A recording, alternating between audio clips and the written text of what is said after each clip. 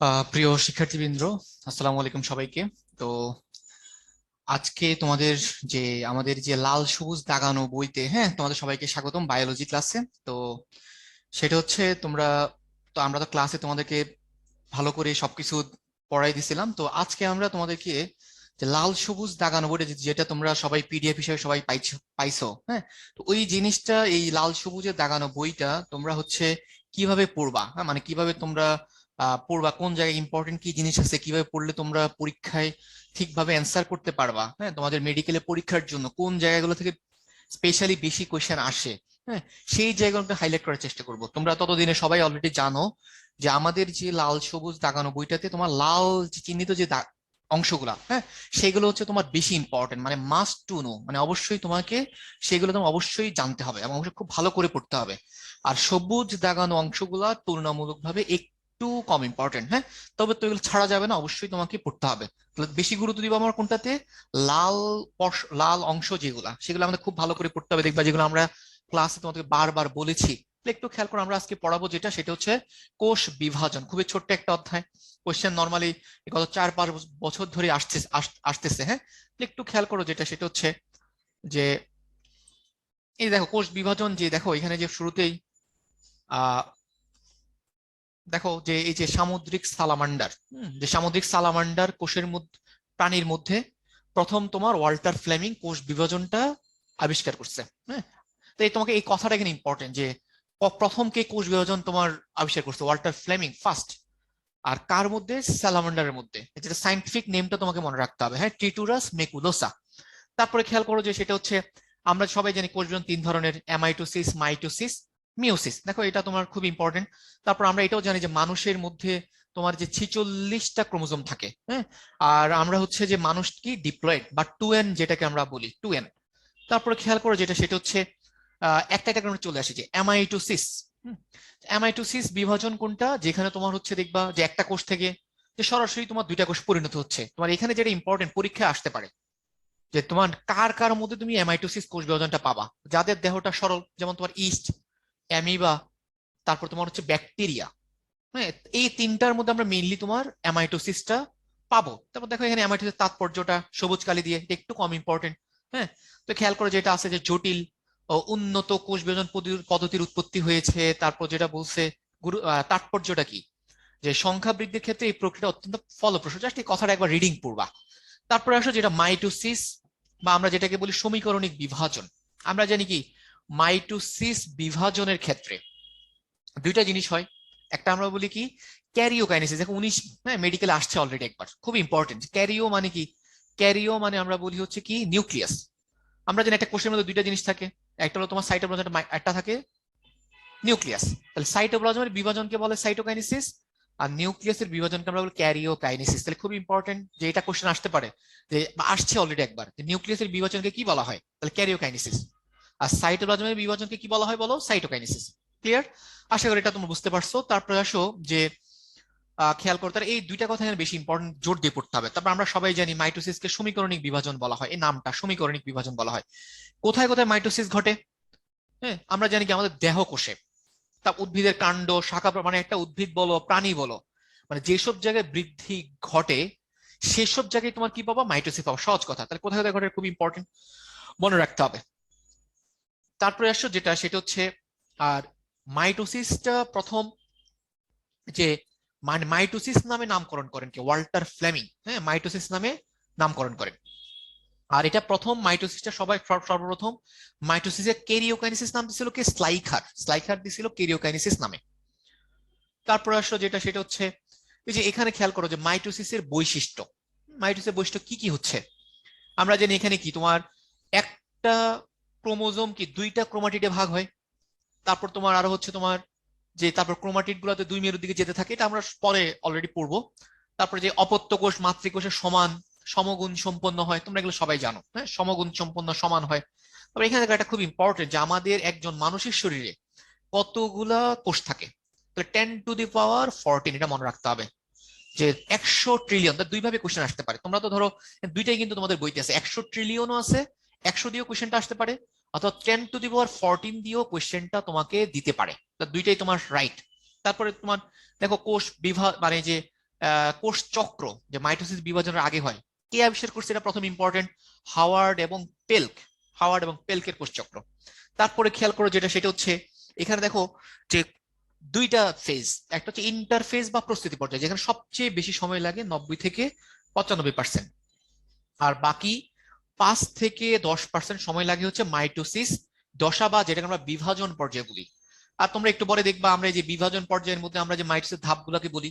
এখন দেখো এই যেখানে তিনটা ফেজ আছে, G1, G2 আর S। তোমাকে প্রথম মনে রাখতে হবে যে ইন্টারফেজের পর্যায়ে কয়টা? তিনটা। এটা তোমাকে সবার আগে মনে রাখতে হবে, এটা সবার আগে পরীক্ষার জন্য ইম্পর্টেন্ট। সেকেন্ড যেটা মনে রাখতে হবে যে কোনটার সময় কত।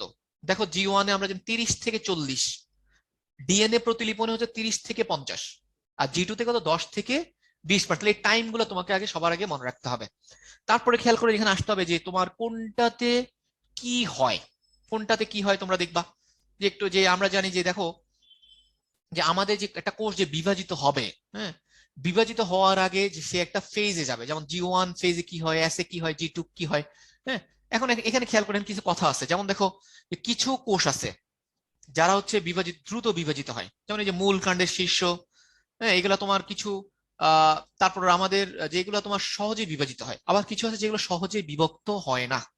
যেমন দেখো তোমরা সবাই জানো যে আমাদের যে লোহিত রক্ত, লাল রক্তকোষ, লাল রক্তকোষ মানে কি? লোহিত রক্তকণিকা। পেশি কোষ, স্নায়ু কোষ, এখানে দেখবেন মানুষের যতগুলা স্নায়ু কোষে জন্মগ্রহণ করে ঠিক ততগুলাই থাকে। স্নায়ু কোষ উদ্ভিদের স্থায়ী কোষ, এগুলো হচ্ছে তোমার কি বিভাজিত হয় না। এই কথাগুলো তোমাকে মনে রাখতে হবে। তারপর আসে এখানে যে আমরা টাইম গুলো দেখো, তোমার এই টাইম দেখো এখানেও আছে, তাহলে তোমার টেকনিক থেকে তুমি জাস্ট ছবি থেকে টাইম গুলো পড়ে ফেলবে, তাহলে তোমার এখানের ভিতরে টাইম গুলো আলাদা করে দেখার দরকার নেই। তারপর আসো যেটা সেটা হচ্ছে যে এই G1 ফেজ দিয়ে শুরুটা, তাহলে G1 দিয়ে শুরু, তাহলে G1 দিয়ে শুরু কি দিয়ে হবে? এখানে একটা দেখবে এখানে একটা প্রোটিন তৈরি, সাইক্লিন প্রোটিন তৈরি হয়, সাইক্লিন ডিপেন্ডেন্ট কাইনেস তৈরি হয়। দেখো এই কথাটা, সাইক্লিন আর সাইক্লিন ডিপেন্ডেন্ট কাইনেস দুইটা দিয়ে তোমার এই G1 দশাটা, G1 দশা শুরু হবে, এবং তোমার এখানে নিয়ন্ত্রণটা হবে সাইক্লিন এবং সিডিকে যৌগ দ্বারা। তারপরে খেয়াল করো যে যে কিছু একটা আছে কি গ্রোথ ফ্যাক্টর, হ্যাঁ, গ্রোথ ফ্যাক্টর যারা হচ্ছে তোমার কি করে, এই যে তোমার কোষ বিভাজনের জন্য উদ্দীপনা দেয়, মানে তোমার কোষটাকে আগে প্রস্তুত বা ইন্টারফেস পর্যায়ে পাঠাবে। তারপরে খেয়াল করো যে আমরা সবাই জানি যে আমাদের কিডনির থেকে একটা হরমোন আসে, নাম কি? ইরেথ্রোপয়েটিন। হরমোনের কাজ কি? ইরেথ্রোপয়েটিন হরমোনের কাজ হচ্ছে, ইরেথ্রো মানে কি? লোহিত। তার মানে ইরেথ্রোপয়েটিন হচ্ছে লোহিত রক্তকণিকা তৈরিতে সাহায্য করে। কোথায় গিয়ে? বোন মেরু বা আমাদের যেহেতু লোহিত লাল অস্থিমজ্জা থেকে যেহেতু তৈরি হয়, তাহলে সেখান থেকে তোমার লোহিত রক্তকণিকা তৈরিতে সাহায্য করে। তাহলে এই পেজ থেকে এই কথাগুলো তোমার বেশি ইম্পর্টেন্ট, সব লাল কালি দিয়ে চিহ্নিত, মানে খুব ভালো করে পড়তে হবে। তারপর আসো যে এই দেখো এই যে চার্টটা তোমার জন্য খুব ইম্পর্টেন্ট। আমরা অলরেডি বলছি ইন্টারফেসে কি কি হয়। তারপর এম ফেজ যে বললাম যে এম ফেজ মানে যেখানে বিভাজিত হবে, হ্যাঁ, এটা হলো ক্যারিওকাইনেসিস, সাইটোকাইনেসিস। আর ক্যারিওকাইনেসিস 5টা ধাপ: prophase, prometaphase, metaphase, anaphase, telophase. তোমাকে যেটা এখন পড়তে হবে, যেটা বললাম যে G1 দশায় কি হয়, মেইন কথাগুলা দেখো। G1 দশায় কি হয় আমরা জানি যে এখানে তোমার এই যে বললাম cyclin protein, cyclin dependent kinase তৈরি হবে, হ্যাঁ। তারপর তোমার এখানে আবার কি তৈরি হবে? তোমার এই যে ডিএনএ আরএনএ তৈরির উপাদানগুলো এখানে তৈরি হবে, হ্যাঁ। এই কথাগুলো তোমাকে মনে রাখতে হবে। এস দশা একটা কথাই তোমার পরীক্ষার জন্য ইম্পর্টেন্ট, এস মানে সিনথেসিস, মানে ডিএনএ তৈরি করবে। G2 দশা, হ্যাঁ, G2 দশার পরে হলো এম। তাহলে G2 থেকে তোমাকে এম এ যেতে হলে কি করতে হবে বলো? এখানে একটা ফ্যাক্টর লাগে, মেচুরেশন প্রমোটিং ফ্যাক্টর বা এমপিএফ বলি, এমপিএফ, মেচুরেশন প্রমোট। এই ফ্যাক্টরটার নাম মনে রাখতে হবে, এটা ফ্যাক্টর কাজ করে। তারপর দেখো মাইটোসিসে যেহেতু লাগে শক্তি লাগে, তার মানে এখানে এটিপি লাগবে, এটিপিটা মনে রাখবা। তারপরে খেয়াল করো যেটা সেটা হচ্ছে তাহলে এই কথাগুলো মিলে তোমাকে মনে রাখতে হবে, এই কথাগুলো তোমার পরীক্ষার জন্য বেশি ইম্পর্টেন্ট। তারপরে আসো যে ইন্টারফেজ অবস্থায় যে কোষের যে নিউক্লিয়াস, এটাকে আমরা বলি কি বিপাকীয় নিউক্লিয়াস। ইন্টারফেজ অবস্থায় যে নিউক্লিয়াস থাকে, এটা আবার ইম্পর্টেন্ট যে বিপাকীয় নিউক্লিয়াস কোন অবস্থায়? ইন্টারফেজ অবস্থায়। কোষ চক্রের নিয়ন্ত্রক থেকে, এই যে আমরা দেখলাম সাইক্লিন প্রোটিন আর সাইক্লিন ডিপেন্ডেন্ট কাইনেস। সাইক্লিন আবার কয় ধরনের? 4 ধরনের। এই কথাটা ইম্পর্টেন্ট, সাইক্লিন আবার 4 ধরনের, ডি, ই, এবি। তাহলে এবি আর ডিই, এবি আর ডি দুটা কথা মনে রাখতে হবে। তারপরে আসো ইন্টারফেজের গুরুত্ব। ইন্টারফেজের গুরুত্ব দেখো সবুজ কালি দিয়ে চিহ্নিত, মানে এটা একটু কম ইম্পর্টেন্ট। দেখো এখানে কি কি আছে তোমার, এই যে দেখো যে যে এটা তোমার হচ্ছে কোষটা বিভাজনে অংশগ্রহণ করবে কিনা, এটা ডিপেন্ড করে এটার উপর। তাহলে কোশ্চেন আসতে পারে তোমার এখানে যে কোশ্চেন গুলো আসবে, তোমার এই যে যে শক্তিটা কোথায় তৈরি হয়, তাহলে এই ইন্টারফেস পর্যায়ে। তো ডিএনএ রেপ্লিকেশন, আরএনএ রেপ্লিকেশন এগুলো কোথায় হয়? ইন্টারফেস পর্যায়ে। এবং একটা কোষ বিভাজনে যাবে কি যাবে না এটাও ডিপেন্ড করে কি ইন্টারফেস পর্যায়ের উপর। তো এইভাবে তোমার কোশ্চেনগুলো এই মেইন পয়েন্টগুলো দিয়ে কোশ্চেন আসবে। তারপর আসো সেটা হচ্ছে ইন্টারফেজ আর এমফেজ এর মধ্যে পার্থক্য। হ্যাঁ, পার্থক্যটা ভালো করে পড়বা। যেটা আসতে পারে যে আমরা অলরেডি বলছি যে 90 থেকে 95 সময়টা ইম্পর্টেন্ট, 5 থেকে 10% সময়। হ্যাঁ, তারপর তোমার হচ্ছে ইন্টারফেস দশায় আমরা যে ক্রোমোজোমটা কি হিসেবে পাবো? ক্রোমাটিন রূপে দেখো, সুতার মতো পাবো। আর ক্রোমোজোম তো আমরা জানি একটা স্ট্রাকচারের মতো, যেটা হ্যাঁ একটা ক্রোমাটিন ঘন হয়ে তোমার ক্রোমোজোম গঠন করে। তারপর আসো আমরা এখন ক্যারিওকাইনেসিসে চলে যাব। খেয়াল করে আমরা পরের স্লাইডে চলে যাই। এখানে দেখো, এখানে প্রত্যেকটা জিনিস থেকে দেখো, প্রত্যেকটা লাল কালি দিয়ে, তার মানে মাস্ট ডু অবশ্যই জানতে হবে। আমরা এখানে এগুলো আমরা মানে ছবি থেকে শিখবো, যে প্রোফেজ মানে আদ্য পর্যায়ে যে কোশ্চেন গুলো আসে, যে কোষ প্রাচীরে যে মাইটোসিস কোষ বিভাজনের সবচেয়ে দীর্ঘস্থায়ী পর্যায় কোনটা? অ্যান্সার কি? প্রোফেজ। এটা আমার মেডিকেলের জন্য ইম্পর্টেন্ট। তারপর এখানে তোমার কি হয় আমরা জানি, এখানে তোমার এই যে ক্রোমাটিন গুলা তোমার যে কি হয়, জল বিয়োজন করবে, মানে পানি ছেড়ে দিবে। পানি ছেড়ে দিয়ে তোমার কি হবে? খাটো এবং মোটা হবে। খাটো মোটা হবে। তারপর এখানে যে আরেকটা কোশ্চেন আসতে পারে, যে নিউক্লিয়ার মেমব্রেন এবং নিউক্লিওলাস বিলুপ্তি ঘটতে থাকে কোন ফেজে? তাহলে এই ফেজে দেখো, এই যে বিলুপ্তি ঘটতে থাকে, নিউক্লিয়ার মেমব্রেন এবং নিউক্লিওলাস বিলুপ্তি ঘটাটা শুরু হয় কোথায়? প্রোফেজ দশায়। এটা তোমার মনে রাখতে হবে। তারপর আসো তোমার যে কি বলে প্রোফেজ, প্রোফেজ থেকে এই কথাগুলো তোমার বেশি ইম্পর্টেন্ট পরীক্ষার জন্য। এখন আসো তারপর দেখো যে প্রো মেটাফেজ বা প্রাক মধ্য পর্যায়। প্রো মেটাফেজ প্রাক মধ্য পর্যায়ে কি হয়? একটা হচ্ছে এখানে তোমার যে স্পিন্ডল যন্ত্র আসবে, স্পিন্ডল যন্ত্র, যে এগুলো তোমরা সব ছবি থেকে থেকে পড়বা। হ্যাঁ, স্পিন্ডল যন্ত্র তৈরি হবে। যে স্পিন্ডল যন্ত্রের মধ্যে কি থাকে? স্পিন্ডল তন্তু থাকে। তারপর তোমার হচ্ছে এখন স্পিন্ডল তন্তুর সাথে কে যুক্ত থাকে বলো? ক্রোমোজোমের সেন্ট্রোমিয়ার। তাহলে যেটা বলে ট্র্যাকশন ফাইবার। তাহলে কোশ্চেন আসতে পারে স্পিন্ডল ফাইবার কোন দশায় পাওয়া যায়, ট্রেকশন ফাইবার কোন দশায় পাওয়া যায়। এগুলো সব হলো প্রোমেটাফেজ। আরেকটা যেটা খুবই কমনলি কোশ্চেনে আসে, ক্রোমোজোমীয় নৃত্য বা ড্যান্স, এটা পাওয়া যায় কোন দশায়? এই প্রোমেটাফেজ দশায়। তাহলে তোমার এই মেইন কথাগুলা এগুলো তোমার পরীক্ষায় আসবে। তারপর আসো যে স্পিন্ডল ফাইবার, যে এইখানে এই জায়গা থেকে তোমার এই ফেজ থেকে এগুলো ইম্পর্টেন্ট, এই পেজ থেকে এগুলো ইম্পর্টেন্ট। তারপর আসো মেটাফেজ। মেটাফেজ আমরা সবাই বলতে দেখো, যে প্রোমেটাফেজ আমি বলছিলাম, দেখো সব ছবিটা দেখো। মেটাফেজ, মেটাফেজে দেখো এই ক্রোমোজোম গুলো সব মাঝখানে, যেটাকে আমরা বলি কি মেটাকাইনেসিস। কোশ্চেন আসে, আমরা পড়ছি যে দিয়ে সব, যে মেটাকাইনেসিস, যে মেটাকাইনেসিস পাওয়া যাবে। দেখো এখানে যে আছে মেটাকাইনেসিস, একবার পরীক্ষা আসছে মেডিকেলে। তাহলে মেটাকাইনেসিস পাওয়া যায় কোন দশায়? মেটাফেজ দশায়। এই কথাটা তোমার পরীক্ষার জন্য ইম্পর্টেন্ট। এবং এখানে তোমার ক্রোমোজোম গুলা কি সবচেয়ে বেশি খাটো হবে, মোটা হবে? তাহলে আমরা কোশ্চেন আসে, তোমার কোন দশায় আমরা ক্রোমোজোমকে দেখতে পাবো? সবচেয়ে স্পষ্ট আমরা দেখতে পাবো কোন দশায়? তাইলে বলো মেটাফেজ দশায়, কারণ এই দশায় সবচেয়ে বেশি মোটা হচ্ছে। তারপরে এখানে তোমার ক্রোমোজোম গুলা কেন মোটা হচ্ছে? কারণ এই যে এগুলো কনডেন্স হচ্ছে, অনেক ঘন হচ্ছে, সুপার কয়েলিং। তাহলে কন্ডেনসেশন সুপার কয়েলিং কোন পর্যায়ে পাওয়া যায়? মেটাফেজ দশায়। তাহলে এই কথাগুলো তোমার পরীক্ষার জন্য ইম্পর্টেন্ট। এইগুলো ইনশাল্লাহ পরীক্ষা আসতে পারে। অ্যানাফেজ, আমরা জানি কি মেটাফেজের শেষ ধাপে গিয়ে দেখো নিউক্লিয়ার এনভেলপ এবং নিউক্লিয়াসের সম্পূর্ণ বিলুপ্তি ঘটে। নিউক্লিয়ার এনভেলপ এবং নিউক্লিওলাসের বিলুপ্তি শুরু হয়েছে কোন দশায়? প্রোফেজ। বাট কমপ্লিট হয়েছে কোন দশায়? মেটাফেজ। এটা ইম্পর্টেন্ট। শুরু কোথায়, শেষ কোথায়? অ্যানাফেজ মানে আমরা জানি গতি পর্যায়ে। তার মানে এই মেটাফেজ ধাপে শেষে গিয়ে তোমার এই যে দেখো ক্রোমোজোম গুলা, এগুলো তোমার মাঝখান বরাবর, ক্রোমোজোম গুলা তোমার মাঝখান বরাবর ভাগ হয়ে যাবে, সেন্ট্রোমিয়ার বরাবর ভাগ হবে। তার মানে প্রত্যেকটা ক্রোমোজোম থেকে দুইটা ক্রোমোজোম পাবো আমরা। দেখো এই যে এখানে আছে, যে দেখো প্রত্যেকটা ক্রোমোজোম চারটা ক্রোমোজোম, 8টা ক্রোমোজোম পেলাম। তার কোশ্চেন যেটা আসে, যে তোমার অ্যানাফেজ ধাপে আমরা কয় ধরনের ক্রোমোজোম পাই? 4 ধরনের। এটাই আসে পরীক্ষায়, যে ভি এল জে আই, 4 শেপের ক্রোমোজোম পাই। এই কথাটা important, V L J I.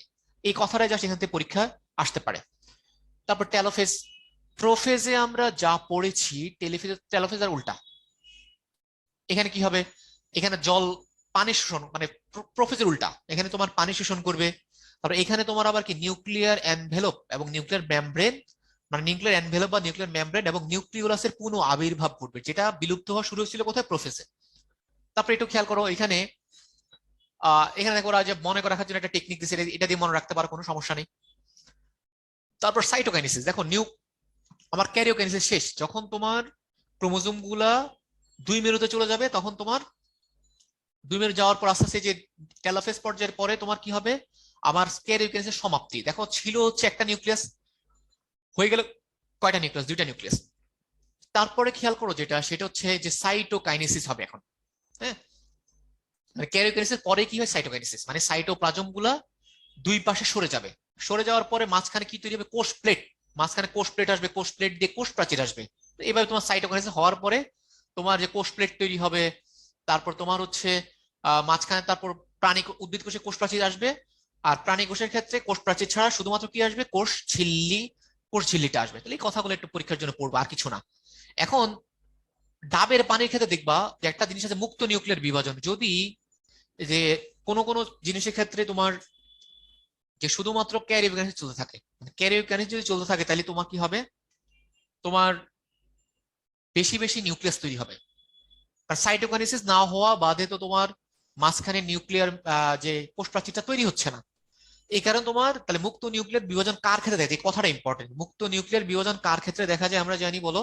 পরীক্ষা আসবে কি, কার ক্ষেত্রে, ডাবের পানির ক্ষেত্রে দেখা যায়। তারপর আবার আছে এরকম যে মুক্ত নিউক্লিয়ার বিভাজনের কারণে, দেখো ডাবের পানি বিভাজনের কারণে তোমার কি হবে, একই উদ্ভিদ কোষে একাধিক কোষ পাওয়া যায়, এটাকে সিনোসাইটিক বলে। একাধিক নিউক্লিয়াস বিশিষ্ট উদ্ভিদ কোষকে বলে সিনোসাইটিক। একাধিক নিউক্লিয়াস বিশিষ্ট উদ্ভিদ প্রাণী কোষকে বলা হয় প্লাজমোডিয়াম। তাহলে প্রাণী প্লাজমা, প্লাজমোডিয়াম মনে রাখবা। একাধিক যে তোমার নিউক্লিয়াস বিশিষ্ট উদ্ভিদ কোষকে বলা সিনোসাইটিক।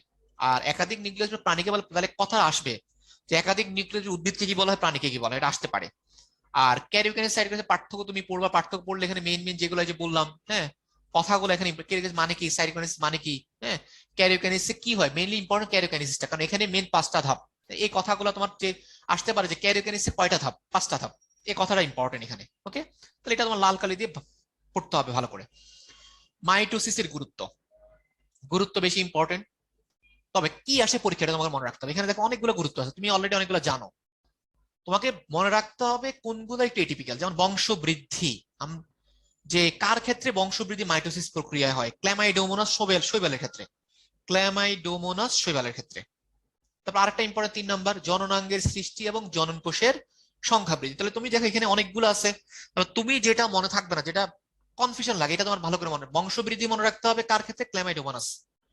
তো জননাঙ্গ সৃষ্টি এবং জনন কোষের সংখ্যা বৃদ্ধি, জাস্ট হেডলাইন গুলা পড়তে হবে এখানে।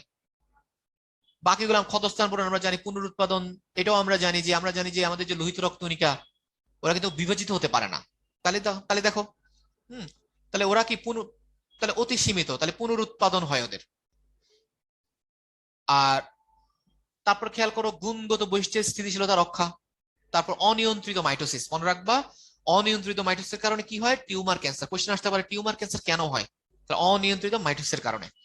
তারপরে আসো যে অনিয়ন্ত্রিত মাইটোসিস কেন হয়, মানে তোমার পরীক্ষা আসলে কেন হয়, কোনটার কোনটার কারণে। তাহলে মনে রাখবা একটা যে আমরা যে পড়ছি P50 যেটা প্রোটিন আছে, এটা যদি ত্রুটিপূর্ণ থাকে। তারপরে সাইক্লিন ডিপেন্ডেন্ট কাইনেজ, ওদের যদি ওদের যেটা নিয়ন্ত্রণ ছিল, নিয়ন্ত্রণটা যদি নষ্ট হয়ে যায় সেটা। এর কয়েকটা কথা আছে যেগুলো পরীক্ষার জন্য ইম্পর্টেন্ট। যে আসতে পারে যে তোমার যে অঙ্ক, যে তোমার যে ক্যান্সার বা টিউমার কোষ সৃষ্টি হওয়াকে কি বলে, অনকোজেনেসিস। তার এখানে যে জিনটা কাজ করে, জিনের নাম কি, অনকোজিন। তারপর এটা পরীক্ষার জন্য ইম্পর্টেন্ট। আসতে পারে যে যে ক্যান্সার সৃষ্টি সহায়ক রাসায়নিক পদার্থগুলো কি কি বলি আমরা, হ্যাঁ, যারা ক্যান্সার সৃষ্টি উৎসাহিত করে, এগুলোকে বলে মিউটাজেন বলে। আর মিউটাজেন গুলোকে আমরা কার্সিনোজেনিক বলে, মানে মিউটাজেন যে কথা, কার্সিনোজেনিক আসলে সেম কথাই। তোমরা সবাই জানো একটা যে মেটাস্টাসিস যে আসতে পারে, যে টিউমার ছড়িয়ে পড়াকে কি বলে, অপশন দিতে পারে পরীক্ষায়, আসতে পারে অনকোজেন, অনকোজেনেসিস, কার্সিনোজেনিক, মেটাস্টাসিস। তাহলে এটারও কি অ্যান্সার কি, মেটাস্টাসিস। তারপর কোষের মৃত্যু, খুবই খুব ইম্পর্টেন্ট, কোষের মৃত্যু। আমরা জানি কোষ দুইভাবে মৃত্যুবরণ করে, একটা হচ্ছে নেক্রোসিস দ্বারা, অলরেডি এগুলো পরীক্ষায় আসছে। যে কোশ্চেন আসছে যে পুষ্টির অভাব হলে বা কোনো বিষাক্ত দ্রব্যের কারণে, অক্সিজেনের অভাবে যে কোষ মারা যায়, কি বলে এটাকে, নেক্রোসিস বলে। তোমরা হার্ট অ্যাটাকের ক্ষেত্রে হয়, স্ট্রোকের ক্ষেত্রে হয়। আর অ্যাপোপ্টোসিস মানে কি, আরেকটা কি, কোষ দুই ভাবে মারা যায়, একটা নেক্রোসিস, একটা অ্যাপোপ্টোসিস। দেখো এই অ্যাপটা অলরেডি আসছে। অ্যাপোপ্টোসিসকে বলা হয় কোষের জেনেটিক্যালি মৃত্যু। অ্যাপোপ্টোসিস কি বলা হয়, এই কোশ্চেনটা আসতে পারে যে কোষের জেনেটিক্যালি মৃত্যুকে কি বলা হয়, নেক্রোসিস নাকি অ্যাপোপ্টোসিস। আরো দুটি অপশন দিয়ে দিবে। অ্যান্সার কি, অ্যাপোপ্টোসিস। আমাদের বডি যেটা ইচ্ছা করে মারে, এটাকে বলি অ্যাপোপ্টোসিস। তারপরে যে বললো যে রক্তকোষ, তারপর তোমার অন্ত্রের ইপিথেলিয়ামের লাইনিং। হ্যাঁ, এখন আসো যে অ্যামাইটোসিস মাইটোসিসের পার্থক্য। এটা আমরা জানি, এক কথায় তুমি মনে রাখবে অ্যামাইটোসিস সরল, মাইটোসিস মেইনলি। তুমি মাইটোসিস গুলো মনে রাখলে বাকিগুলা সব হচ্ছে অ্যামাইটোসিস। এই পার্থক্য তুমি মেইনলি ইম্পর্টেন্ট উদাহরণটা যে অ্যামাইটোসিস কাদের কাদের মধ্যে দেখা যায়, এটা ইম্পর্টেন্ট বেশি। ঠিক আছে, তারপর আসো যে এখানে একটা আসছে যে এখন আসো যে আহ যে চিকিৎসকদের কোনটা প্রয়োজন পড়ে, এমআই। এমআই মানে কি, মাইটোটিক ইন্ডেক্স। তোমরা এমআই অনেক জায়গায় পড়ছো, আমরা পড়ছি হার্ট অ্যাটাকের আরেকটা নাম মায়োকার্ডিয়াল ইনফার্কশন, আবার এখানে একটা আছে এমআই মানে মাইটোটিক ইন্ডেক্স, মানে যেটা ডিপেন্ড করে যে তোমার মাইটোসিসের মানে মাইটোসিসে বিভাজনরত কোষ কতগুলো আছে আর মোট কোষ কতটা, এটা হলো এমআই বলি। এটা চিকিৎসকদের প্রয়োজন পড়ে এমআই। এটা দিয়ে আমরা বুঝতে পারি যে টিউমার কি বড় হচ্ছে না ছোট হচ্ছে, এটা ট্রিটমেন্ট লাগবে কি লাগবে না। তাহলে এটা কিন্তু ইম্পর্টেন্ট, মেডিকেল সায়েন্সে আসতে পারে যে কিসের সাহায্যে চিকিৎসকরা যে টিউমারের যে বৃদ্ধি বৃদ্ধিটা শনাক্ত করতে পারে, সেটা কিসের দ্বারা, এমআই দ্বারা, মাইটোটিক ইন্ডেক্স দ্বারা। তারপর আমরা জানি যে মিউসিস, খেয়াল করো এখানে যেটা ইম্পর্টেন্ট যে যে আবিষ্কার কে করছে, যে প্রথম যে তোমার দেখো ব্যানিডিয়ান এবং হাউসার অ্যাসকারিস ক্রিমির গ্যামেটে হ্যাপ্লয়েড সহ ক্রোমোজোম আবিষ্কার করেন। আর স্ট্রাসবুর্গার হচ্ছে প্রথম পুষ্পক উদ্ভিদের জনন মাতৃকোষের ক্রোমোজোমে হ্রাসমূলক বিভাজন প্রথম লক্ষ্য করছে, এটা ইম্পর্টেন্ট, স্ট্রাসবুর্গার। এইভাবে তোমার মেইন মেইন কথাগুলো তোমাকে জানতে হবে। তারপর আসো যেটা সেটা হচ্ছে আর বোভেরি হচ্ছে গোলকৃমির জননাঙ্গে মায়োসিস পর্যন্ত লক্ষ্য করেন। তাহলে এখানে অনেকগুলো কথা আছে, বোভেরি, তারপর তোমার যে স্ট্রাসবুর্গার, স্পেসিফিক কোনটা কি বলছে এটা তোমাকে মনে রাখতে হবে। কোথায় হয় আমরা সবাই জানি যে জনন কোষ তৈরি করার সময় জনন মাতৃকোষে হবে, এটাও আমরা জানি। এখানে কি হয়, 2n থেকে n, মানে ডিপ্লয়েড থেকে হ্যাপ্লয়েড তৈরি, মানে গ্যামেট তৈরি করে। তার মানে মনে রাখবা, কোশ্চেন আসতে পারে গ্যামেট তৈরি হয় কোন প্রক্রিয়ায়, মনে রাখবা কি, মিউসিস প্রক্রিয়া। তারপর আসো এই যে মিউসিসের বৈশিষ্ট্যগুলো আছে, যে যে মিউসিস বিভাজনে তুমি এটার জন্য ছবিটা তোমার ভালো কাজে দিবে। দেখো একটা কোষ থেকে ফাইনালি যে চারটা কোষ হচ্ছে, একটা কোষ থেকে ফাইনালি চারটা কোষ, তাহলে এটা পরীক্ষা আসতে পারে যে মিউসিস প্রক্রিয়া একটা কোষে কয়টা কোষ, চারটা কোষ। আর এখানে হচ্ছে দেখো, এখানে যে কথাটা আছে, এখানে বিভাজনে কি ক্রোম নিউক্লিয়াসটা দুইবার বিভাজিত, দেখো ছবিটা খেয়াল করো, নিউক্লিয়াস এই যে একবার বিভাজিত হলো, আরেকবার বিভাজিত হলো, দুইবার দুইবার বিভাজিত হলো। আর কিন্তু ক্রোমোজোম বিভাজিত হয় কয়বার, একবার। এবং আমরা এখানে দেখতেছি ছিল 2n, হয়ে গেল n, তার মানে ক্রোমোজোম অর্ধেক হয়ে গেল। যেটা পরীক্ষায় আসছে এখানে যে তোমার জনন মাতৃকোষে কোন ধরনের বিভাজন পাওয়া যায়, মানে জনন মাতৃকোষে যে ডিপ্লয়েড থেকে হ্যাপ্লয়েড হয় কোন প্রক্রিয়ায়, তার মিওসিস প্রক্রিয়ায়। তাহলে এইভাবে কোশ্চেনগুলো আসতে পারে। তারপর আসতে পারে তোমার যে যে তোমার নিউক্লিয়াসের বিভাজন দুইবার হয় কোন প্রক্রিয়ায়, তাহলে মিওসিস। তাহলে এই কথাগুলো তোমার পরীক্ষার জন্য ইম্পর্টেন্ট। তারপর তোমরা আর এই কথাগুলো দেখো, এখানে যে আছে হোমোলোগাস ক্রোমোজোম, বাইভ্যালেন্ট, এগুলো আমরা পরে পাবো। ক্রসিং ওভার, হ্যাঁ, যেখানে আমরা কায়াজমা পাবা, এখানে ক্রসিং ওভার পাবা। এই যে 2n থেকে n তৈরি হবে, হ্যাঁ, যেটা বললাম। তারপর ক্রোমোজোম স্বতন্ত্র বিন্যাস ঘটে, তাহলে এই কথাগুলো এখানে আসতে পারে যে ক্রসিং ওভার, কায়াজমা কোন প্রক্রিয়া পাওয়া যায়, মাইটোসিস না মিওসিস, মিওসিস। হ্যাঁ, তারপর তোমার হচ্ছে বাইভ্যালেন্ট, সিন্যাপসিস, এগুলো কোথায় পাওয়া যায়, সব বলো তোমার এখানে এই মিওসিসের মধ্যে।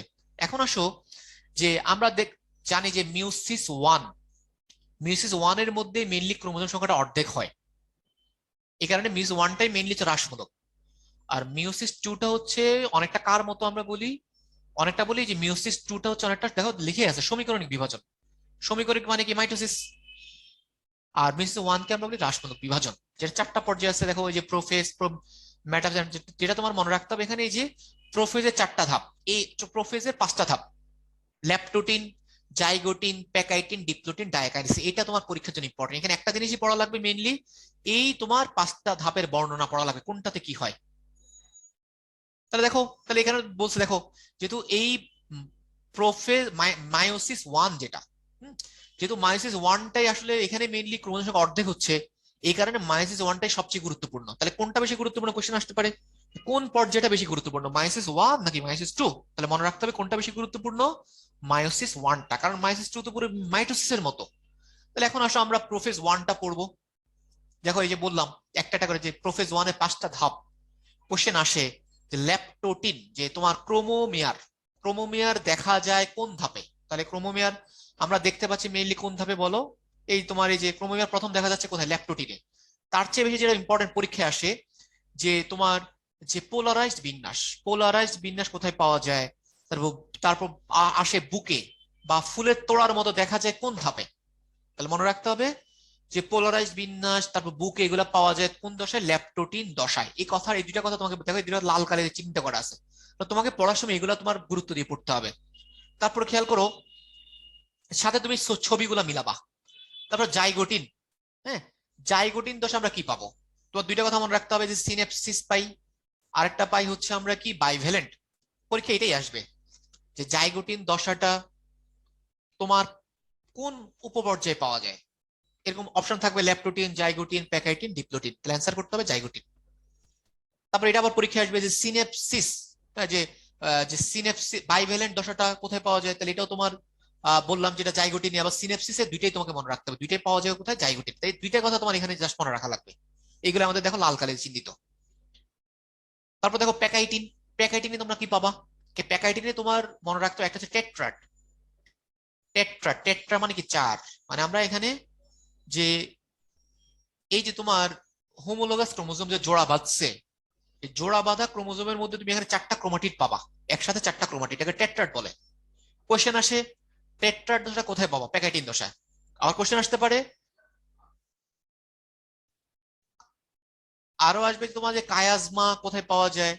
তারপর পরীক্ষা আসবে তোমার হচ্ছে ক্রসিং ওভার কোথায় পাওয়া যায়। তাহলে কায়াজমাও পাওয়া যাবে তোমার প্যাকাইটিনে, ক্রসিং ওভারও ক্রসিং ওভারও পাওয়া যাবে কোথায়? প্যাকাইটিনে। তাহলে তিনটা কথা জাস্ট তোমাকে পড়তে হবে, একটা হচ্ছে টেট্রাট, একটা হচ্ছে তোমার, একটা মনে রাখতে হবে তোমার এই যে কায়াজমা। দেখো এই যে অলরেডি আসছে, কায়াজমা কোন দশে পা? দেখতে কি কায়াজমা দেখছে ক্রসের মতো, ক্রসিং ওভার। তাহলে এখানে তিনটা কথা যেটা বললাম, বারবার বলতেছি, কায়াজমা, ক্রসিং ওভার, আরটা কি বললাম তোমার? কায়াজমা, ক্রসিং ওভার, আরটা তোমার টেট্রাট। এই তিনটা দশা কোথায় পাওয়া যায়? প্যাকাইটিন। এইটাই পরীক্ষায় আসবে। তারপর আসে ডিপ্লোটিন দিয়ে কি আসবে? ডিপ্লোটিনের প্রথম কথা আসবে যে প্রান্তীয়করণ চলতে থাকে, মানে ওদের মধ্যে বিকর্ষণ শুরু হয়, এটা প্রান্তীয়করণ বলি। আর এখানে দুইটা অ্যাঙ্গেল পাওয়া যায়, 90 ডিগ্রি আর 180 ডিগ্রি। এটা জাস্ট মনে রাখবা যে তোমার যে 180 ডিগ্রি কোন দশায় পাওয়া যায়, আবার 90 ডিগ্রি কোন কোথায় পাওয়া যায়, কোন দশায়? ডিপ্লোটিন। তাহলে 90 ডিগ্রি, 180 ডিগ্রি আর প্রান্তিকরণ, এই তিনটা কথা তোমাকে মনে রাখতে হবে। আর ডায়াকাইনেসিসে কি হয়, এটা ইম্পর্টেন্ট। ডায়াকাইনেসিসের ক্ষেত্রে প্রান্তিকরণটা শুরু হয়েছে কোথায়? ডিপ্লোটিনে। ডায়াকাইনেসিসের ক্ষেত্রেও এই তোমার প্রান্তিকরণটা চলতে থাকে। তো যেটা মনে রাখতে হবে যে এখানে যে তোমার যে নিউক্লিওলাস অদৃশ্য হয়ে যায়, নিউক্লিয়ার মেমব্রেন অবলুপ্তি ঘটে, প্রাণী কোষের সেন্ট্রিওল মেরুতে পৌঁছে যায়, এইসব ঘটনা কোথায় হয়? ডায়াকাইনেসিসে। আসো, এই যে মেটাফেজ ওয়ান, অ্যানাফেজ ওয়ান, হ্যাঁ, মেটাফেজ ওয়ান একটা কথাই হবে তোমার, এই যে এখানে কিন্তু মাইটোটিক মেটাফেজের মধ্যে এখানে সেন্ট্রোমিয়ার কিন্তু বিভক্ত হবে না, কথা মনে রাখতে হবে। আমরা পড়ছি যেমন মাইটোসিসের মেটাফেজে কি হয়? বিভক্ত হয় সেন্ট্রোমিয়ার, এখানে কিন্তু বিভক্ত হবে না। এই কথাটা ইম্পর্টেন্ট পরীক্ষার জন্য, যে মেটাফেজ ধাপে নিচের কোনটা হবে না, তাহলে সেন্ট্রোমিয়ার বিভক্ত হবে না। তারপরে যে অ্যানাফেজ, এখানেও সেম, আমরা চারটা শেপ পাবো, সব অ্যানাফেজের চাপ, VL JI, মানে গতি পর্যায়ে। দেখো জাস্ট চারটা ক্রোমোজোম দুই ভাগ হয়ে গেল, দুইটা ধরো এই মেরুতে যাবে, দুইটা ওই মেরুতে যাবে, তাহলে চারের অর্ধেক দুই দুই চলে গেল। তাহলে এটাই হলো তোমার অর্ধেক যে হয়ে যাচ্ছে, তোমার এটা হচ্ছে কোথায়? অ্যানাফেজ ধাপে গিয়ে। দেখো অ্যানাফেজ ধাপে দুই চারটা ক্রোমোজোম দুইটা দুইটা করে দুই মেরুতে যেতে থাকবে। আর টেলোফেজ যেটা, টেলোফেজে কি হবে? টেলোফেজে তোমার হচ্ছে এখানে, যে এখানে তোমার যে যখন ধরা ক্রোমোজোম গুলো দুই প্রান্তে চল, তোমার এই ক্ষেত্রে তুমি ছবিগুলো কাজে লাগাবা, ছবিগুলো দেখে দেখে পড়বা, তাহলে অনেক পড়া এখানে হয়ে যাবে। দেখো এগুলো পরীক্ষায় আসে না, কম আসে, তাও তোমার মনে রাখতে হবে। কেন? কারণ এখানে তোমার ছবি দেখে পড়া যায়। দেখো এই যে তোমার এই যে ক্রোমোজোম গুলা চলে যাবে দুই মেরুতে, যাওয়ার পরে দেখো, নিউক্লিয়াস তৈরি হবে, নিউক্লিয়ার মেমব্রেন তৈরি হবে। দেখো দুইটা নিউক্লিয়াস হয়ে গেল। তাহলে একটা কোষ থেকে আমরা কয়টা কোষ পেয়ে গেলাম? দুইটা কোষ পেয়ে গেলাম। তাহলে টেলোফেজ ওয়ানে তোমার যে এখানে এই যে নিউক্লিয়ার মেমব্রেন এবং নিউক্লিওলাসের তোমার কি হবে? তোমার আবির্ভাব হবে এখানে, টেলোফেজ, টেলোফেজে গিয়ে। তারপর সে ইন্টারকাইনেসিস বা সাইটোকাইনেসিস। ইন্টারকাইনেসিস মানে কি? যে দুইটা মিউসিস, যে মিউসিস ওয়ান এবং টু, অর্থাৎ নিউক্লিয়াসের প্রথম এবং দ্বিতীয় বিভক্তির অন্তর্ভুক্ত সময়কে আমরা ইন্টারকাইনেসিস বলি। এই কথাটা, ইন্টারকাইনেসিস কাকে বলে, কাকে বলি? তোমার দুই মায়োসিস প্রক্রিয়ার মধ্যবর্তী সময়টা। এর কি হবে, কি হয় না, এটা ইম্পর্টেন্ট। যে ডিএনএ এর প্রতিরূপ কিন্তু সৃষ্টি হয় না এখানে, এটা তোমাকে মনে রাখতে হবে। যে তোমার যে ডিএনএ এর প্রতিরূপ সৃষ্টি হয় না, কিন্তু এটা পরীক্ষা আসতে পারে যে ইন্টারকাইনেসিসে যে তোমার কোনটা হয় দিয়ে একটা কোশ্চেন দিয়ে দিবে ডিএনএ প্রতিরূপ, তো ডিএনএ প্রতিরূপ কিন্তু হয় না, এটা তোমাকে মনে রাখতে হবে। হয় কি, এখানে তোমার আরএনএ এবং প্রোটিন সংশ্লেষিত হয়। মায়োসিস টু যেটা অনেকটা পুরোপুরি মাইটোসিসের মতো। হ্যাঁ, প্রোফেজ টু তে কি হবে, এই যে দেখো সেম, নিউক্লিয়ার মেমব্রেনে বিলুপ্তি ঘটতে থাকে, সেম। তুমি একটা যদি ওইটা ভালো করে পড়লে এটার সেটা একবার তো চোখ দিয়ে গেলে হবে। মেটাফেজ টু তে দেখো, এখানে যে দেখো এখানে কিন্তু সেন্ট্রোমিয়ার কিন্তু বিভক্ত হবে, কারণ এটা তোমার অনেকটা মাইটোসিসের মতো, আমরা আগে বলছি। অ্যানাফেজ, সব অ্যানাফেজের ক্ষেত্রে চারটা কথা, সেটা শুধু অ্যানাফেজ হোক, অ্যানাফেজ ওয়ান হোক, অ্যানাফেজ টু হোক, ভিএলজেআই চারটা। টেলোফেজ, যেখানে তোমার সব টেলোফেজে তোমার কি হয়, তোমার এই যে জলযোজন ঘটে, তারপর এখানে নিউক্লিয়ার মেমব্রেনের আবির্ভাব ঘটবে, তারপর নিউক্লিওলাসের আবির্ভাব ঘটবে। হ্যাঁ, এই কথাগুলো তোমার পরীক্ষায় সব টেলোফেজ সেম, তুমি একবার পড়লে বাকিগুলো আর পড়া লাগবে না। মায়োসির গুরুত্ব জাস্ট মেইন পয়েন্টটা তোমার পড়তে হবে এখানে। জনন কোষ সৃষ্টি করে, ক্রোমোজোম সংখ্যা ধ্রুব রাখে, প্রজাতির সক্রিয়তা রক্ষা করে, বৈচিত্র্য সৃষ্টি করে।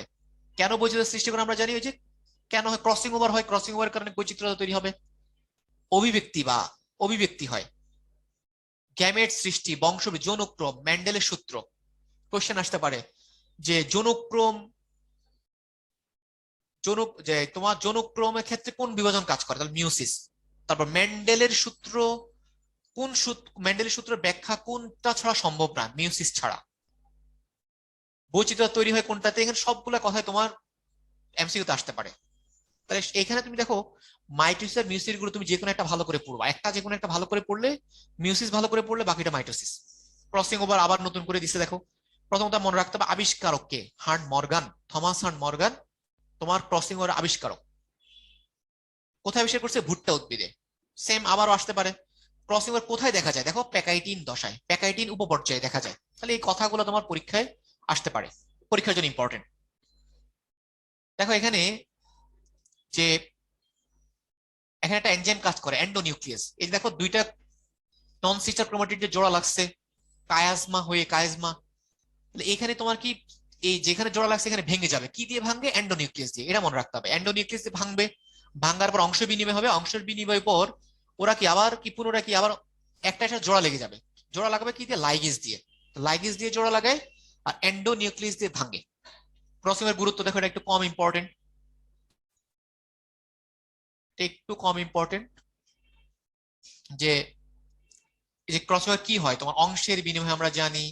আসতে আসতে তোমার বৈচিত্র্যতা তৈরি হয় কোন কিসের কারণে, তো ক্রসিং ওভারের কারণে। তো আসতে জেনেটিক ম্যাপ, জেনেটিক ম্যাপ আমরা, জেনেটিক ম্যাপ তৈরি করা যায় কিসের সাহায্যে, ক্রসিং ওভারের সাহায্যে। তো ক্রোমোজোমের জিনের অবস্থান নির্ণয় করা যায় কিসের সাহায্যে, এটাও তোমার ক্রসিং ওভারের সাহায্যে। তাহলে এই কথাগুলো তোমার পরীক্ষার জন্য জানতে হবে।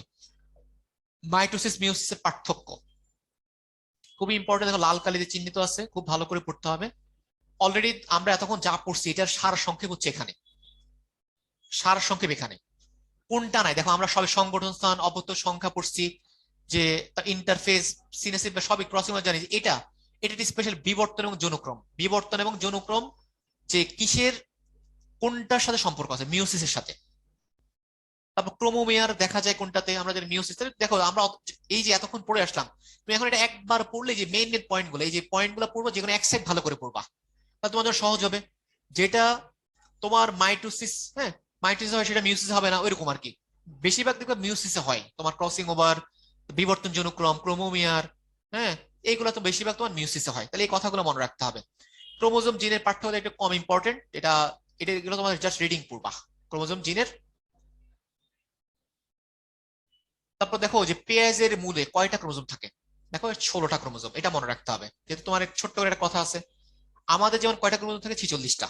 আসতে পারে যে পেঁয়াজের মূলে কতগুলো ক্রোমোজোম থাকে, 16টা। 16টা মানে অনেক সময় যেখানে টা আছে জোড়া দিয়েও আসতে পারে, 16টা মানে কি 8 জোড়া। তারপরে তোমার হচ্ছে এই যে দক্ষতা অর্জন, এটা সার সংক্ষেপ। তুমি পুরো বইতে মেইন মেইন কি পড়ছো এগুলো এখানে আছে, দেখবা আমি তোমাকে কয়েকটা দেখাই দিই, তাহলে তুমি বুঝবা। যেমন এখানে আছে কি, যে দেখো আমরা যে বলছি যে কেরিওকাইনেসিস জিনিসটা কি এখানে আছে। তারপর দেখো সাইটোকাইনেসিস কি, কথাগুলো এখানে আছে। সুপার কয়েলিং কি, এগুলো এখানে আছে। এই যে মাইটোটিক ইন্ডেক্স, হ্যাঁ। তারপর তোমার হচ্ছে যে কোষচক্র বিনিষ্ট করে জিনের নাম কি, অনকোজিন। তারপর যে P53 ডিফেক্টিভ বা ত্রুটিপূর্ণ হলে তোমার ক্যান্সার টিউমার তৈরি হয়। তাহলে এটা তুমি জাস্ট তুমি যে পুরো এই প্রত্যেকটা অধ্যায় পড়ার পরে তোমার এই পুরো জিনিসটা অবশ্যই একবার রিডিং দিতে হবে। একবার রিডিং দিলে তোমার আরেকবার রিভিশন হবে, মেইন মেইন কথাগুলো আরেকবার রিভিশন হবে। তো সবাইকে অসংখ্য ধন্যবাদ। তোমরা যে ভাইয়া যা যা বলেছি সেটা সুন্দরভাবে এইভাবে, যেটা যেটা মেইন মেইন, তোমার একটা জিনিসে তুমি পুরো রিডিং পড়তে যাবা না, তুমি যে মেইন মেইন কথাগুলো সেগুলো মেইনলি দাগে দাগে পড়বা। আশা করি সবার ইনশাল্লাহ মেডিকেল পরীক্ষা খুবই ভালো হবে এবং ইনশাল্লাহ সবাই চান্স পাবা। হ্যাঁ ইনশাল্লাহ আলো আসবেই, হ্যাঁ ইনশাল্লাহ সবার জীবনে ভালো একটা আহ, সুখবর ইনশাল্লাহ আসবে, সবাই ইনশাল্লাহ মেডিকেলে চান্স পাবা।